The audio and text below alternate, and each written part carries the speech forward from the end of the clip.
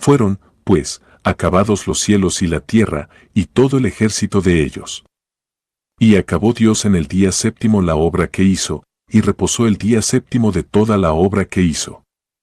Y bendijo Dios al día séptimo, y lo santificó, porque en él reposó de toda la obra que había hecho en la creación.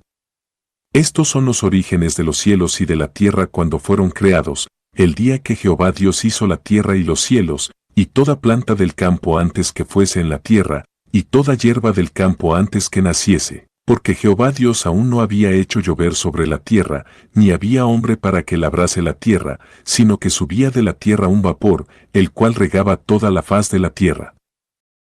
En los versículos 5 y 6 encontramos la respuesta al por qué Dios había creado la vegetación pero no la había hecho crecer. Si aún no entiendes la respuesta, no te preocupes, te lo explicaré.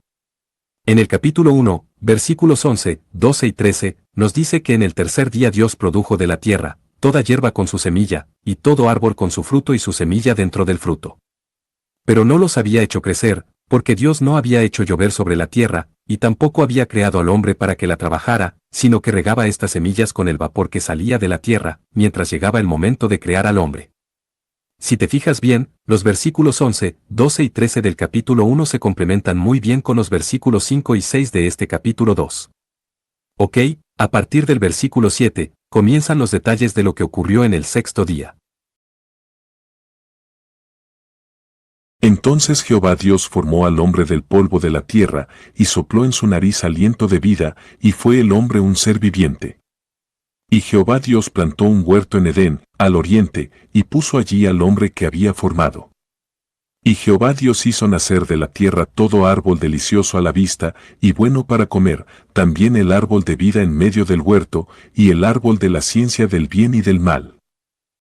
En el versículo 7, Dios da los detalles de dónde creó al hombre y cómo llegó a tener vida, que claramente es del polvo de la tierra y del soplo de vida. En el versículo 8, Dios menciona dónde lo puso, es decir, en qué parte del planeta lo colocó. Finalmente, en el versículo 9, Dios acelera el proceso de crecimiento de los árboles frutales para que Adán tuviera alimento para comer, y también crea el árbol de la vida y del conocimiento del bien y del mal. Y salía de Edén un río para regar el huerto, y de allí se repartía en 4 brazos. El nombre del uno era Pisón, este es el que rodea toda la tierra de Javila, donde hay oro, y el oro de aquella tierra es bueno, hay allí también bedelio y ónice. El nombre del segundo río es Gión, este es el que rodea toda la tierra de Cus. Y el nombre del tercer río es Hidekel, este es el que va al oriente de Asiria. Y el cuarto río es el Eufrates. Tomó, pues, Jehová Dios al hombre, y lo puso en el huerto de Edén, para que lo labrara y lo guardase. Y mandó Jehová Dios al hombre, diciendo, de todo árbol del huerto podrás comer, mas del árbol de la ciencia del bien y del mal no comerás, porque el día que de él comieres, ciertamente morirás. El versículo 15, Dios menciona el propósito de Adán en el huerto de Edén, el cual es labrarlo y cuidarlo. En los versículos 16 y 17, Dios le da la advertencia a Adán para que no muera.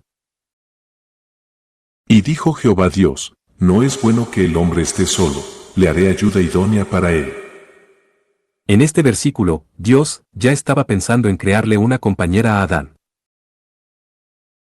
Jehová Dios formó, pues, de la tierra toda bestia del campo, y toda ave de los cielos, y las trajo a Adán para que viese cómo las había de llamar, y todo lo que Adán llamó a los animales vivientes, ese es su nombre.